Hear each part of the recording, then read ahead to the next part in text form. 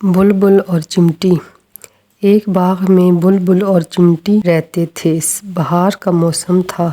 बुलबुल सारा दिन गाना गाते हुए कभी एक दरख्त पर कभी दूसरे दरख्त पर बैठता। चिमटी सारा दिन काम करती, कभी चावल कभी चीनी उठाकर अपने घर में जमा करती रहती।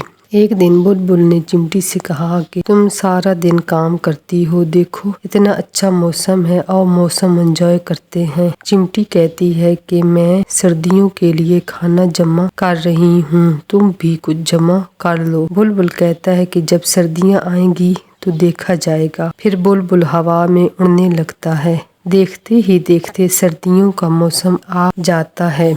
हर तरफ बर्फ और ठंडी हवाएं होती हैं। बुलबुल का भूख से बुरा हाल हो गया। वो चिमटी के घर जाता है और कहता है कि मुझे कुछ खाने को दो, मुझे बहुत सख्त भूख लगी है।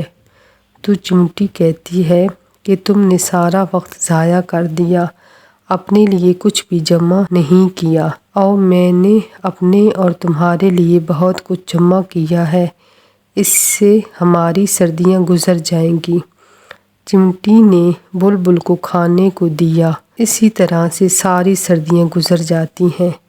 चिमटी और बुलबुल मिलकर खाना खाते रहते हैं। फिर मौसम बहार आ जाता है। अब बुलबुल भी चिमटी के साथ मिलकर खाना जमा करता है और मौसम भी एंजॉय करते हैं।